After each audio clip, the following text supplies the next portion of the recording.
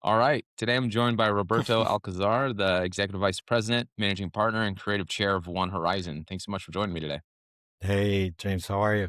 Thank you for having me here. Yeah, awesome. Well, we'll kind of love to really just start off with kind of hearing more about your story, kind of what your career arc journey was. Maybe looking back, if you could share just some like what are the big moments that kind of helped guide you and got you to where you're at today? Well, I come from the creative side of marketing. I started my career back in Spain on FCB, Food Court and Building, all these legacy agencies that now don't exist anymore. But I have the opportunity to start with them, and from then I had the opportunity to start traveling around the world, different countries. Spend a lot of years in Latin America with FCB and with Sachi and TBWA. And I had the opportunity to go from Venezuela to Colombia to Mexico to Puerto Rico until I landed back in McCann in Los Angeles back in 2000. So all the time on the creative side. I came to New York in 2003, be a great experience. At least I can, for the people that is fascinated with Mad Men, I got the opportunity to work for a little bit with Ed Myers, which is this Mad Men, icon from the CEO of Gray before he retired. Uh, just to be close to that world, it was fascinating because we all grew up with dreaming about that Madison Avenue legacy. So I had the opportunity to work with them, but everything started when I started going in this direction. It was natural. Look, uh, when there was that moment, what, 30 years ago, with the separation between before we were like one agency. McCann did creative and media, and FCB is creative and media. So all the worlds were together. But the media was very compact. There were four networks, and then with cable, X amount of cable, and the dial on the radio was very limited. So you were able to control that media, and normally when this separation about creative and media occurred, like they were completely separate. Like what a creative agency used to do, produce, recommend, and guide creatively to any brand, then had to bridge to the media environment and the push of the messaging and everything else. And most of the time didn't, start being not making sense because they were separated. The more that the media environment fragmented, which now it's incredible, it's infinite. It was natural that the need of creative and media to get back together again. It doesn't make any sense to create, a big creative platform for a client without understanding how that creative platform is going to be expressed or executed in such an infinite landscape of media, where also consumers are used to the dynamics of their preferred media. Like, you can have a TikTok that it has nothing to do with a Meta or with an Instagram ad, because they all live in their native platforms, and the user interface and the user relationship with that content is completely different. So you cannot have one message. You need to be able to think creatively. Now you have to think on the creative side, on a full media environment, if you want to make sense.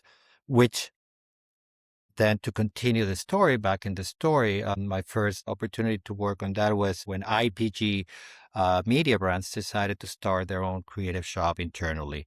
It was a great learning curve because then you get to realize that even though you work in the same marketing funnel, creative and media was so separated, was so away from each other, that even the same terms from one side didn't mean the same from the other. Mhm. So to find a common language and to find a common thread and to being able to stitch that process was at the beginning of this remarriage very complicated. So it was a good learning curve. Back, 6 years ago, Bill Coningsberg was trying to, notice that, the importance of creative within that media component. And he started diversifying what was the legacy brand Horizon Media into bringing the opportunities from from other disciplines that need to be embedded in the process. Why? Because of two things. The disciplines are are expanding, to really understand retail, to really understand commerce, to really understand creators, sports marketing or event marketing, activations, live events, and creative. They needed their own experts. But on the other side, you have how technology is transforming everything we do. We are going through the most profound transformation in the marketing ecosystem that ever happened. Like I know this applies to every industry, every category, but specifically in marketing, the need to really understand how technology is evolving a day by day and how it's exponentially going as fast as possible. It requires that spine. And what Horizon Media started doing is to building that spine and to betting on that that's going to be our main funnel for everything to make sense and to be able to really think about our clients and okay, we are your business partner. How I'm going to grow your business. It's not about how we keep connecting the dots. So Horizon on the technology side has been, leading away with building our engine of data and analytics. We have one of the best and the biggest intelligence suites in the market, Blue, and we make sure that all the disciplines coming into the funnel for any client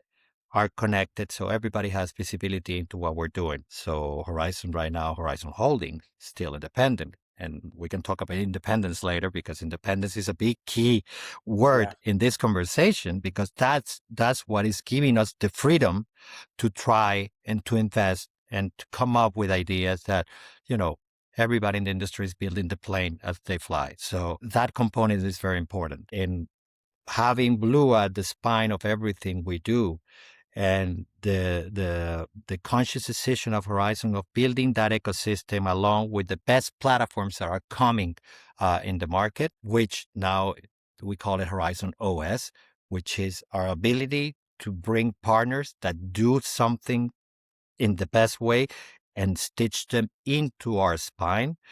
And what that makes is we let creatives be creatives. We let people that work on business to business or on the creators space do their thing. So that human component still is the most important element of all the connection. So this spine only allows these humans to really put into place and put into action tactics and the strategies that are convenient to clients. And I don't want to go that lingo and marketing lingo or anything. So feel free to let me know if I'm going that way because this is really a very the more we go into tech, the more human we are getting. And that's still the attractive, that's still the temptation, that's still the how is this a very exciting moment on everything we do. And if I can convey that, because we know that now we're in this specific time when there's a lot of yes and a lot of no's within this technological transformation, uh, I'm on the yes side because this is actually something that I feel that is making us even more human and more in need to really put our expertise, our talent, our guts, our instincts, everything into play because that will inform everything that technology can do for us. Got it. Yeah. So you're really looking at it as using technology as a tool in order to allow humans to flourish and do more creative, more human centric work. If we can use technology to get to handle the big heavy lifting of data and analytics, I always look at machines and humans of what do machines do really well, or what do humans do really well, and then what's the connection point for both. Look, And is this. that kind of how you Mhm. look at creative and media? Is like how do we bring those two together and leverage the technology to get better creative output, to distribute content in better media outlets and in better context? Is that how you're looking at the blend of Yeah, media and creative with this technology? yes, and yes, and let me clarify something. It's not making creative more human. It's making the whole ecosystem more human, even Yeah. media more human. Yeah. The tools and the technology are it's the sandbox in where we keep evolving and bringing new partners and investing and identifying how can we do things that we feel that we believe that are the right thing in the best way. Obviously, creating efficiencies. If I want to put it into a human context, it's what I've been noticing, at least on the talent side, on the human side, it's that before you have very even imagine a job description. When I needed to build my creative team based on job descriptions, and I'm going to simplify this. I needed a copywriter. And I needed an art director, and the copywriter comes with the words, and the art director comes with the visuals.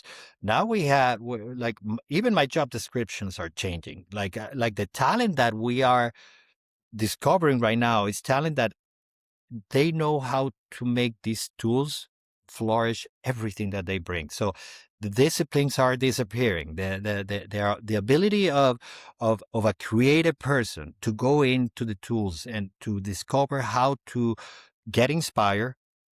Imagine a tool that it's even your brainstorm a platform, and when you have 3 or 4 guys getting together and really making the most out of technology, all these disciplines start disappearing. They start blurring each other. So we have heard that ideas come from anywhere. Yeah, that's exactly what happens. So the copy is not coming from the copywriter.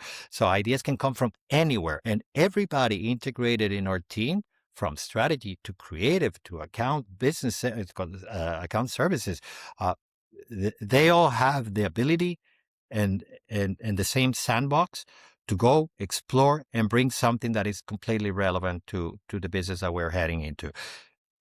Even the media, our media partners are already involved in this exploration, because we want to make sure that what we know as humans or creatives from the client, the expertise that you have in the category, the understanding of the business problems of our clients, that's human, and that comes from creative, that comes from media, that comes from creator strategies. And when you put now all these disciplines together in the same playfield, man, the work is not only more efficient in time. I'm not talking about cost, because cost is not what we consider at Horizon for anything we do. It's about how the work gets better. And you know, the clients are looking for one question: how are you solving? How are you growing my business? How are you solving a business problem at hand? And that's and that simplicity on what we do is what drives everything we do. Obviously, you need great tools, and product team led by Dominic, like he's like to be able to access those brains that just show you maps that you didn't even think about it. It's just that sandbox, that inspiration, that brainstorm box growing and growing and growing. So yes, the more technology and savvy and connected we are, the more human we're forcing up to really guide the work that we do. Yeah, that's amazing. Yeah, and you did mention, like, that you see this as the most profound transformation. I think you even said it's, like, Yeah. more profound than, like, the internet, starting. But what No. have you seen as, like, the big difference in terms of what you think is gonna happen now and into the future? I know we're basically, like you said, we're building a plane as we're flying it, but what do you see as kind of the big differences that it's going to make, um, for the businesses, for your clients, for the outcomes, for your internal staff that is different than what we were doing just 5 years ago, 3 years ago. Is the ability to to correct course and save time figuring things out. Uh, when you took me to different places, I remember, yeah, I've been around long enough to remember when the internet hit, and everybody was, well, what's that? An email? Well, like I used to send things by fax, and no, we're not gonna do that. That's not gonna work. And look at us now. And then the internet hit, and when our directors discovered Photoshop for the first time, oh, that's going to kill our jobs and blah Yeah, blah blah. And right. it's like now it sounds ridiculous to say, oh, Photoshop is going to kill your. Yeah, That yeah. same thing is going to apply. Tools are not going to kill your thing if you're good at it. But what's happening now is that this, uh, if let's put it into different contexts. If I needed, I go. right now with the ability to produce certain content via AI. And let's put an example. I have running footage of a car brand that we know that is going to be more relevant when it goes and it hits the market if it feels local, if consumers feel it's local to their own region. So to to have the car running on South Florida or in the Appalachians or in California or in Alaska, those kind of things, there are tools for that. Uh, but if I'm producing and I make a mistake on production, and then we discover that they didn't want one thing but they wanted the other, I have to go and shoot again. I missed that media commitment. I missed the cost of making a mistake is bigger. Mm, Technology allows for the cost to make a mistake to correct really quick in real time. Like now we know, and you know this on the world of social media. Now you know when a commercial hits the air and consumers hate it because they're going to tell you right there. The ability to color to correct courses for a client and to really pivot into what was important, where did we miss, or that creates an efficiency and creates the ability to keep guiding the brand or our clients in the right direction. So I guess that's when you see technology through that lens, yeah. and I need to optimize, and now I can predict uh, how a message is going to be effective or not. That ability, if you look at from the angle like I'm saving time, I'm learning. I know that these elements will impact everything I do. I can do more quickly. I can save money for the client, and I can make sure that all the work that we're doing makes sense. So that's probably the if I think now, like, what is the benefit that I get nowadays working throughout a very consistent and very smart funnel of technology, is that my ability to learn more and to color and to correct the courses Correct. Yeah. really quick, um, without having to start all over again, which was very costly. Yeah. Absolutely. Yeah, you can change things a lot faster now, right? Like, Hmm. it's not a final product, although I wonder if the flip side of that is there's a lot more pressure to get more assets out, Hmm. right? More creative, more deliverables. There's more channels, like we talked about, the Yeah. fragmentation in the media landscapes required more assets and deliverables, and then I wonder if, like, there's more opportunities for mistakes because you're trying to get so much more content out and higher volumes of content out. But, Hmm. how have you seen kind of the operational changes going from when I think we talked about this before, you had to only create 4, 5, 6 different assets, a couple Hmm. TV spots, a couple audio spots, an out-of-home billboard, to now agencies are needing to create tens of thousands of different creative Yeah. assets. Like I'm gonna look. I'm gonna give you a client A. They manage different because of their seasonality. They manage different offers. So we always wonder what is a messaging hierarchy that this campaign should have. Should we lead with the offer? Should we lead with the season? Should we lead with the consumer? So we're able to A/B test a lot of Mhm. things. That is a convenience. When something, yeah, you said it right. Like right now, we have 4 networks and 100 radio stations. Now we have 1 million Yep. assets to Yeah. make sure. We've seen that if I produce one asset, let's say a 15-second brand video, we've seen that the same asset in Instagram overperforms, and that same asset on TikTok underperforms. Yep. Yeah. And then you go crazy. And then, well, no, no, my campaign is great. No, it's not. It's not here because it is about the consumer. The consumer rules their preference viewing, how they view, how they consume, and how they interact with every media touch point that they talk. Now, if you separate 8 hours, 16 hours that we're awake, you as a consumer, you are curating what you consume and you make your own decisions. And you better be as a brand in the right context at the right platform where your consumer wants to interact with you, when you make sense to the consumer, where you're relevant to the consumer. In those days of a brand putting a message out saying, this is what I want to say about me, it's no longer there. The consumer needs to open the door for you. And if you're not talking and showing up in a way that you're relevant to them, you're wasting your money.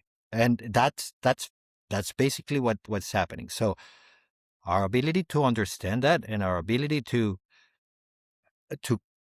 yes, create assets. When you need to change 2,000 assets for every Sunday night, because a new offer is gonna give you the is gonna hit Gonna the drop. market. Yeah. You cannot like, I remember my days in another brand that they have three shifts of graphic studios, because they needed to work 24 hours all the time, because that thing happened.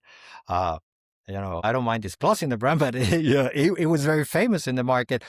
Three shifts of graphic designers trying to re-edit and repose the offers. Now that having those tools, it's like now you can dedicate your resources to really put them on the ideas and not Yeah. on the versioning and of the and on the ideas. context and authenticity in each and different Exactly. platform, right? Yeah. It's not just editing and changing things and having one standard message that goes out everywhere.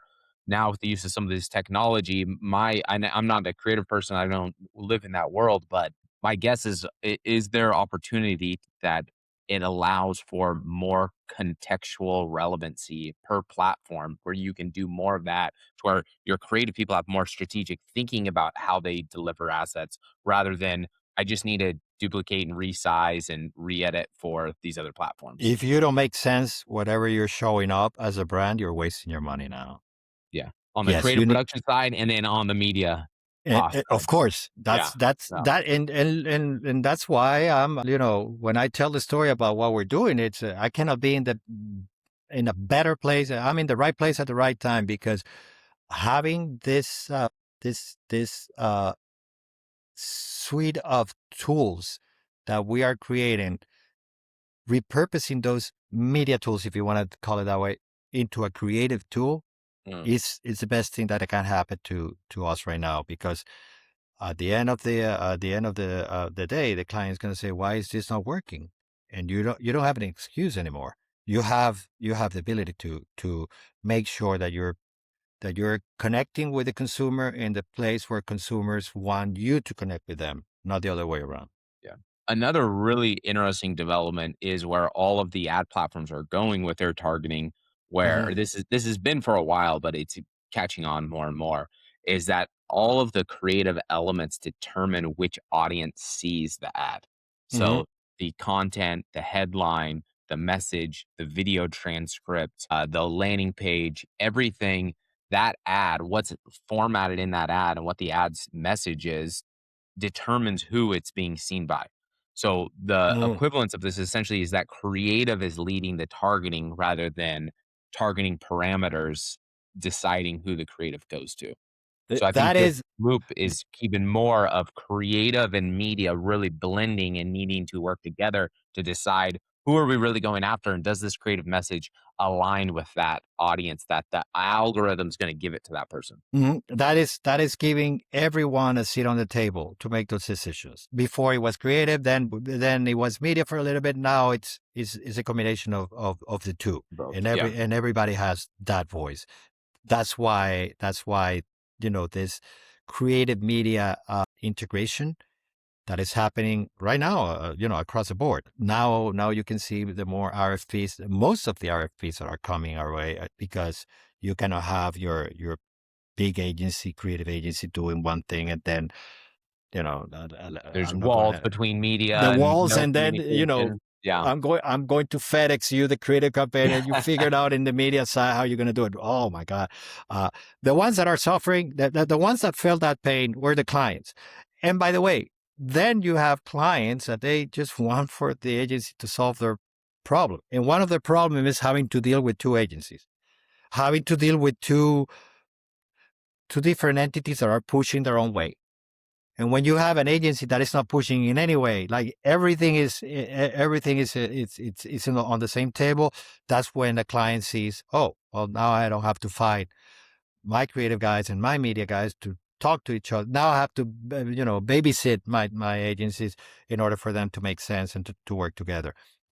This is probably a stereotype or a generalization that may not be fair to everyone. But I just wanted to illustrate the photo. So, a client babysitting two guys, it's like, guys, figure it out. Talk, get your game together and come to me with a solution. Yeah.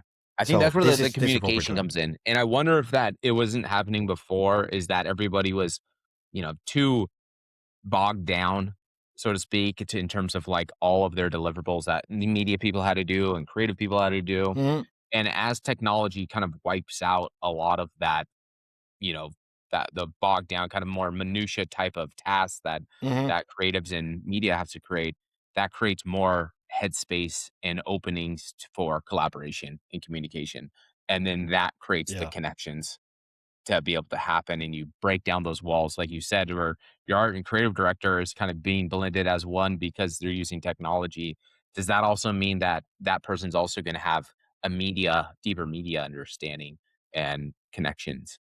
Right now, like, look, if we ruled our my job description and I have to put a qualification, an adjective, if I have to put a word, the key to be a creative is curiosity. So if I now say, no, I'm not curious about media, or I'm not curious about something that is really happening, that is bringing, that is being part of the whole transformation of our business, I would just be defending my territory. Like Yeah, that as a creative, as a creative director, I'm a copywriter by trade. It's amazing. The ability to really understand how I can use media to my goal. My goal keeps is being relevant to consumers. Is really hit the consumer. Is really making sure that the consumer connects with the brand. That will add immediately my natural curiosity on becoming, and understand uh, the media environment, the media platforms. Like I need to understand that why a Reddit takes off, or why a meme takes off, or why a TikTok format takes off. So if I don't know that, I can still want to be called creative, but are you really yeah, like yeah. You need that that? cultural media understanding of I what's I happening in the market. I've been in a couple of get-togethers, conferences, and stuff like that, where the main conversation of the on the creative side is, oh, they're gonna take over, blah, blah, blah, blah. We're now. If I don't want to criticize my own my own discipline, but curiosity needs to prevail. Like, man, if you don't get how a Reddit works, probably you're missing something. You're missing the opportunity to learn something. Uh, that's on the human, on the particular, on the personal side.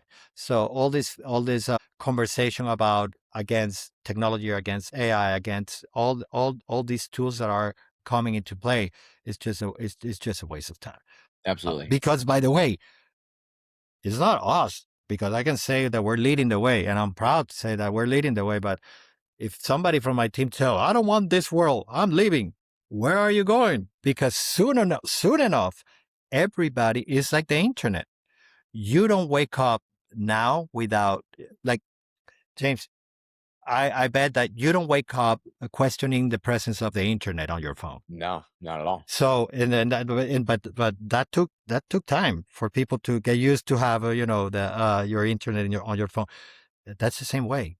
The level of uh, of uh, of intelligence or tools that are going to be part of your day to day. Forget coming to work. From the moment you wake up and you go to your kitchen, your fridge already knows what's inside, what's outside, what's the list that needs to make on Instagram and Instacart, and and ship it directly to your Siri, and Siri makes the purchase. Your car knows where you drive, the car knows where you go, the car knows where your routes, your city knows everything. Like that environment where we live, even without touching marketing, is already there. So why are you going to stop with your work? Because now Yeah, it's touching you directly. Look, I bet that this is a temporary transition. And the more and the more the most that people can look ahead and say, in 5 years, this is not going to even be in a subject of 100%. debate. I think you said it great earlier that, it's a tool, just like Photoshop and Illustrator is a tool for creatives that you couldn't imagine not using that now, but I'm sure there's a transition phase where everybody freaked out about it because it was taken away from hand-drawn or, however illustrations were being created before, and that I think in the future, now and into the future, that if you're not using it, it's going to be it's like you're competing, you're still hand drawing stuff and your competition's using Photoshop. And that's why I And say, who's gonna win in that environment? Like, if you're not using the best tools, who's gonna win? It's always been who's ever using the best tools and the best, ability to think about how to use the tools best. going back to what we do in at Horizon, it's about that. It's about making sure that we're ahead. We're ahead of that game, and we're all in the same page, looking forward to what's next. Because again, and this is probably our biggest thing right now. Like, if you know it right now, it's not already a trend. Now that trend already happened. I want to make sure that we remain a little bit ahead of what's coming. What's coming. And I'm going to connect, and I'm not plugging in again the company, which because I'm the one that is, one of the ones that is promoting that connectivity. We need that. The decision, the business decision of keeping our ecosystem open allows two things: transparency, so we can tell the clients exactly how we're doing things, and by the way, they're yours. Mm, So yeah. when I hear some other, folks, neighbors doing, not being transparent about what are they tools that they're using, because we're all using, like, it's like, oh, there's a problem on transparency there. But our ability to stitch them into a spine, to our blue spine, and they make sure that we can keep growing, and and we can keep expanding and trying out, and figuring out new ways of doing things, which, by the way, that will kick my subject of independence, which I Yeah. love talking Yeah, about the I wanted to ask about independence. that. Yeah, like, what is Because, your view on independent agencies and how their unique ability to play in this current space? well, to begin with, is, and I'm not going to quote my boss because he will kill me for that, but I remember that once he said, if you're going to make a mistake, do it quick. Like, Yeah. make a mistake, but do it quick and correct. I said, okay, we have permission to try out. Uh, the permission to investigate and to try things, and to keep building upon, and make a mistake, make the occasional mistake, and we try to do it quick. It's there because of our independence. When you have to report every quarter to shareholders that, look, I don't want to, I don't want to hit, I don't want to hit somebody that is down already, but uh, the mergers and mergers and mergers and mergers and legacy brands, creative brands, like creative agencies that I loved and I work for, disappear because of these mergers, and probably interests that go beyond my understanding. I'm completely ignorant about the big business of the mergers and mergers because I don't understand that world. Being independent is the freedom to do that. Is the freedom to really think about what I want to do for my clients. I don't need to report something tomorrow to shareholders. Probably somebody along the line in this company. But independence, we report to one man, and we only need that permission. It's like, can I make a mistake? Do it quick. Yeah. And that's me, and that is, 2,400 people in this company. They're all smart. They're all like, some of them, they're the best in the market, saying the same. Can I make a quick mistake and try out and figure it out? So what we have built is a result of that independence, of that ability to and desire to be transparent, to let our clients understand where we're going and how we're using the resources, and sharing them with them. Uh, and look, the freedom to, probably as a creative, I appreciate that. Oh man, I'm really going to mess this up. I feel like that's the only way to grow is you have to have a willingness to try something, learn if it works or not, and then improve it and fix it. And that'd be the feedback loop is how quickly you can fix and improve something if it didn't work. And then it's having to measure like how do we measure what's working or not? Having the growth it Yeah. just comes with willing to test something that may or may not work if you don't know. Look, I'm sure you get those videos, inspirational videos on your feed, like the only way to grow is to make a mistake. Yeah, Well, yeah, you yeah. only learn from your mistakes. And then you don't want to make them at work. Yes, you have to make them. And that's the best. I think that's the best example I tell you. I'm learning from my mistakes because I did it. I Right. really mess it up. And yeah, they look at me once in a while and say, remember when you really messed this up? Yes, but that I'm sure it made something better along the line within my team, within our partners, within our other ecosystem of agencies, and our ability to sit down and say, okay, what happened? Where did we went wrong, or whatever. Um, that ability, it's is what keep us moving Yeah. faster. Absolutely. I think, and just a transition to this, I think it was something I wanted to talk to you about. We talked about in our first intro call, but you talk about synthetic casting, and is this an area of really right something new hasn't been done yet? Has been talked about. There's been a lot of Yeah, content being created around it, but what does synthetic casting mean to you, and how do you think it's going to be used in the future? the context of what of the conversation is it was like, man, we are now within this transformation, we're now even learning new ways of, let's say, production, creative production. Our partnership with one of the platforms that we really like, Cartel AI, I've been learning like, and by the way, I want to make sure that I talk about this somehow in a responsible way. Once, right now, if we want to do, let's say, an execution, a video asset of whatever, a test or something like that, the engine tells me, gives me 100 ideas. Our team curates the best one, and let's say we go into production. Right now, we can't. What the production company tells me, do you wanna do real casting or synthetic casting? And the first time I hear that, I was like, what do you mean? So, well, synthetic casting is that we put the inputs of the person that you want to see. You want a female, 25 to 35. And maybe our creative team says, oh, I want a redhead with freckles. And the guy is, this Latino guy, 25 to that. So we give the description of that persona that we think, whatever. It's the right casting for that, for that's synthetic people, because the engine builds that person and then show it to you and say, oh my gosh, it looks so real, whatever. Or when it's more formal work that we are trying to do something to her, now we talk about real casting on AI, which means that you do your traditional casting that you would do on a traditional production, and then you select the people that you wanna have within your video or your asset, and then you pay. You select, you present it to the client approves. Oh, I love this lady, I love this gentleman, I love this kid, I love this grandma, and then you pay them accordingly to the unions and the contracts that you require. You're not avoiding paying talent, actually, because then you have them. The only thing that they're not going to do is they're not going to go to a shoot. We Mm. put the Which picture. so you're saying you still pay the like union talent fees, and Yeah, that yeah, goes yeah, yeah, into a yeah. pool that's paying real people?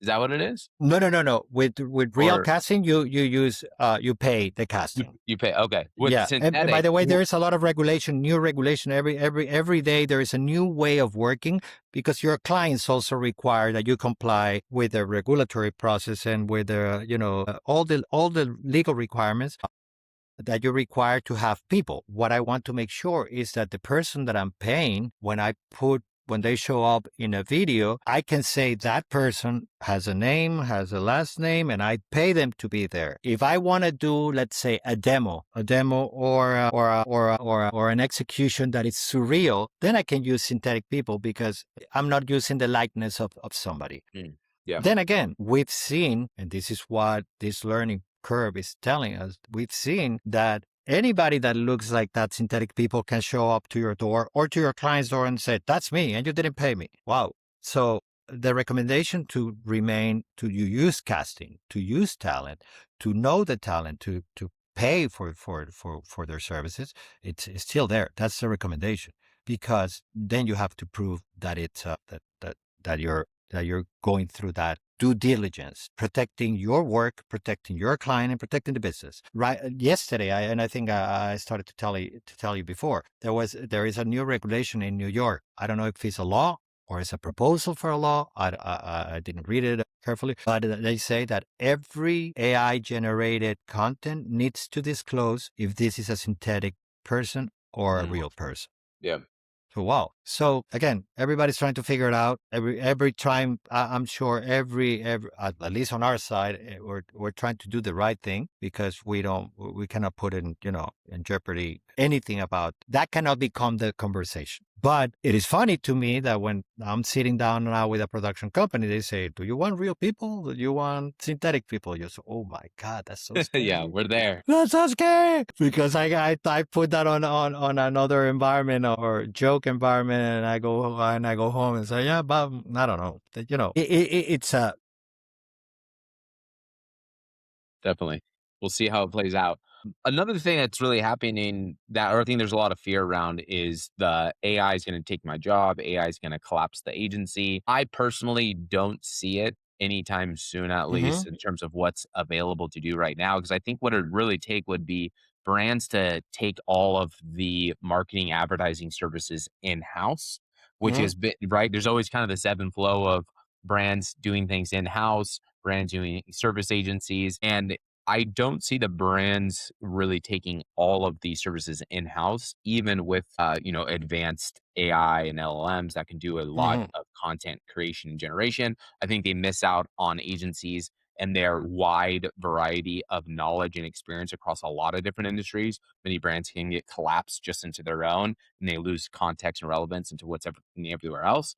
And I think hmm there's still so much specialization that agencies can provide that you get 10 times the output with adding on AI and technologies that brands don't get because they don't have the talent pool to layer those yeah. things on. But from your experience, you're talking to brands and what you see kind of happening in the industry, do you see brands taking any pieces in house and not using agencies, or do you think agencies are going to actually grow with more unique capabilities and being able to do more with less, essentially, what hmm agencies could potentially do with advancements of technology and AI? Okay, so let me answer you in three different sections, and you see, this is probably something that I'm going to say that my boss is going to call me and say, "What the fuck?" Like, make a mistake and correct it. But Yeah, anyway, look, on the AI is going to take our jobs. Yeah, it's probably a big conversation, because it's impacting everything. So it's not only in marketing, it's in every industry in the world. It any role that touches the internet, it's gonna have an effect on. and the internet is everywhere, and it's not going to go away. But I don't. It's not about being cruel, but it's just about perspective. Like 40 years ago, when you arrive at any hotel here in New York, there were 40 receptionists, like connecting to two calls. I'm calling Mr. Singh. Let me connect you. Let me connect you. Let me connect. There were 40 receptionists before technology. And now you don't even have a receptionist in a hotel. Can you say that the technology took their work? Yeah, yeah, it's a debate. Yeah, we can sit down and destroy that. That will happen in every aspect of the world. Now, when you have the tools, I'm gonna go to the side. I can probably you hear that, not because you have a camera, it makes you a photographer. Like, not because you have the technology, it makes you, a professional in what you do. So that's before arriving to in-house agencies. So there's a lot of learning curve that is going to teach people that not because you have an iPhone, you're a photographer, even though Apple advertising is telling you that Yeah, you yeah. are. But That's their marketing, I yeah. just wanted to put it Yep. in context, not because the photographers, the most photography is it's whatever. I don't want to praise it, anybody for free. What I'm saying is that your craft, you've been doing your craft and getting better at your craft for a reason, and that experience and that understanding of what you do, and that sensibility and that professionalism and how you do things make you shine or make you special or make you the best of what you do. So not because you have the tool and I have my ChatGPT or my iCloud or our Blue here, I know how to do things. That's No. not going to happen. So that's on one side. Not because you have the tool Not because you have an iPhone, you are a photographer. So yeah, you may be taking some jobs. That's going to happen. That will happen in the rest of the world of any category. You still need to be the best at what you do in order to prove your your worth within the work that you do. But now when you get to agencies building in-house agencies, this is my perspective. Sometimes they do it. Sometimes they do it for for a reason, for economic reason. They say they create efficiencies. Let me say it Sure. elegantly. They Yep. create efficiencies, and then they have the tools, and then they can produce more, faster, stronger, whatever. My problem as as an advertising guy, my problem with an in-house agency, and I probably will have to eat my words sometime soon, and I'm fine with that. That's where I can make a mistake. It's that when you think only on one thing, you don't go around. It's hard to go around and get new perspective.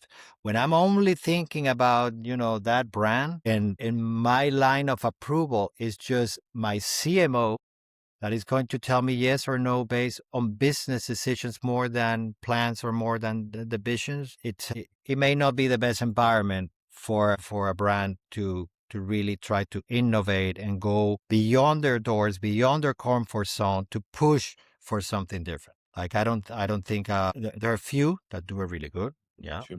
we just mentioned Apple, but you cannot debate that they're one top. But others that only think about that product every day, and they drink the juice, and then they keep believing that their product is really that important because it pays the bills. That may be detrimental to the work and to the ability to have really good creative agencies around that don't care about what you think about your own brand, but about the consumer and about making sense and about growing business. Let me get more in trouble. If you say that right now the span average of a CMO is 18 months, logically I will say that 18 months is not enough to build a brand, but to produce results. So most likely a CMO that is going to be in the job for 2.5 years, it needs to arrive to make results. Yep. Forget the brand building. The brand building takes time. Let consumers click and let consumers give me results.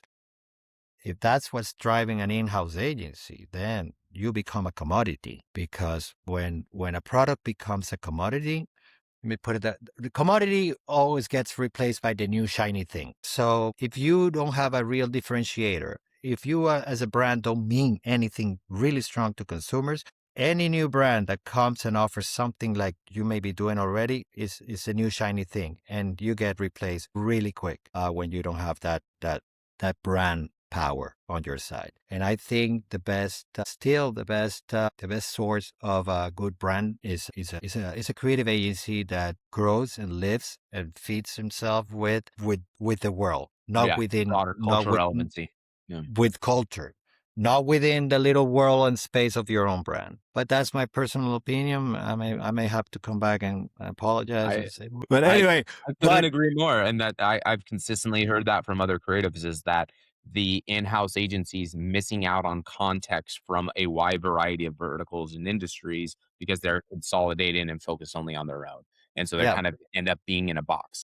Yeah, and by the way, I believe that CMOs they should stay longer, and that and that what I miss is that when you see a brand now, a brand has the right and the environment, the media environment, and the outlets to try out two things. But the moment that you start forgetting about building your brand, which means something to the consumer, something that you're not going to be replaced by the new shiny thing. That is probably what is not being that important at this time, because you need to produce results. And my head of strategy always says the problem is that when you ignore culture, culture ignores you. Mm. So if the brand ignores culture, culture is going to forget about you, and you have no right to knock on the door. You have no right to get into the party if you ignore what my cultural dimension is, and that's why I think that agencies are still the main source of that freedom, that context, that expertise. Look, I when I have to jump, you notice that for like. Let me put it. I don't want to criticize people, but let me put it in the context of a doctor. A doctor, a heart surgeon, only knows one thing in the world. Right. Heart. That's it. You cannot talk to him about anything, because a really good heart surgeon only knows about that thing that he's been studying for 30 years, day and night, and how to be the best at that. That's a client. They only think about their product and their specialty, and they know how it's made, left and right, and ups and downs, and that's it. I think this is the age, where we are. When I see the work that we do for, I don't know, 15 different clients, I go from category to category to product to product. Like, I don't know a lot about them, but I know a little bit about many. Sure. And Yeah. that allows me to create a context of the culture that we lived in, how things are moving, what people is reacting to, and by the way, our own personal interests, how music is, how music is impacting, how films, how talent, how stories, how shows, how, like, if you miss the eyes from that cultural context that you need to keep in mind all the time, you start talking to yourself, and then, yeah, I'm going to be able to produce an ad that my CMO is going to love. Probably not many more people. Anyway, Yeah, I think it really just comes down, like, it's the tension between short-term and long-term thinking. Is yeah. that long-term is your brand building? How are you investing long-term into reshaping behaviors and beliefs around your brand and your Hmm. product or service? And short-term thinking is really when the finance and the P&L statement gets involved of how are we surviving month to month and quarter to quarter. And I think brands, I've worked with small brands, I've worked with large brands, and there's kind of consistent thread there that there's this always this tension between those two, that how do we balance? What's the right balance Yeah. between them? Because if Yeah. you go Yeah. too Yeah. heavy in one or the other, you're off balancing the ship. You said it better. You should edit this whole thing and just put that conclusion, because you said it better. You said it better than me, That's my and goal I'm is just, I try to summarize, but and I'm your glad. in-depth knowledge is what we're looking for. Yeah, man. Yeah, but that's the wonder of what we do. And then again, I go back to the beginning of this conversation and say, yeah, this is my theory. This is what I want to try. This is what I want to prove. This is what and along the way, the ability to learn, to live and learn, and to make those mistakes, and to try out those A/B tests, and to try out theories, and all that stuff is what's ultimately making us grow. Nothing else. Not the success, or not the shiny ideas, Absolutely. but our intentional ability to try out and to really test what we're doing. Yep, yep. The testing, the learning curve, and willingness to Man, mess up. But I would say, I did want to mention too is, just going back to your earlier point of, I completely agree that, like, specialists need to still have the role in getting the better output. Like you said, like, anybody can get access to a tool like a good camera to take photos, but a specialist, somebody who's very experienced, is going to get 10 times better results with the same camera versus somebody who has no experience. And I think the same thing's happening with these AI platforms and tools. yeah, And I've tested this myself, where, like, we create media strategies and buying strategies in order to optimize campaigns better. And we'll plug in, I'll just ask it with no context, no relevance at all, and get an output. And then I'll give it context and input and guidelines, and I'll get a completely different output and a much yeah. better output.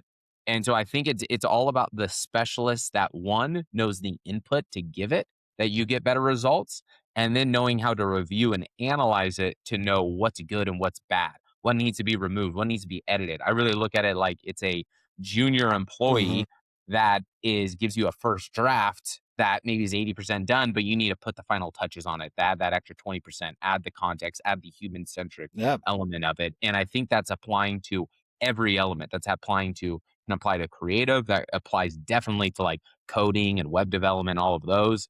People who are specialists and experts in their craft can get 10 times better output by using the tools than somebody who has no experience, isn't an expert, and is trying to use it for the same purpose. The problem is not that they're not an expert. The problem is when you think you're an expert because you have the tool. Yes. That's a human Yep. problem. But let me put it this way, and I'm sure you've noticed this. This data is not even real, but 90% of the people now right now is using ChatGPT to write emails.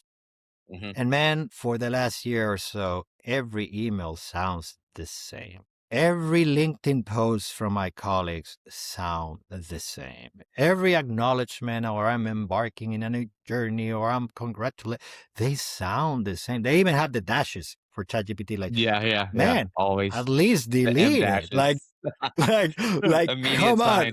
So that's using the tool in the most ineffective way because you think the tool is making you better. No, it's making you sound like everyone else. I think the professional comes in when uses the tool and you don't even notice it. When the Mm, tool is 100%. transparent, when you don't even know that the work that we put out was the combination of the most advanced tools and you didn't even feel it Mm, because the human element, the human connection, the human relevancy prevails about everything. So I guess that's kind of the best example that I'd show you, man. Like even every LinkedIn post from your friends, from your colleagues, from you, they sound the same. I'm embarking in a new journey and I cannot be more grateful for the people. Like, man, everybody's using the same template. And that's thinking that the tool is making you look better. And no, when you put it in the sea of the context, it's not. So yes, the best people at their craft, the most professional photographers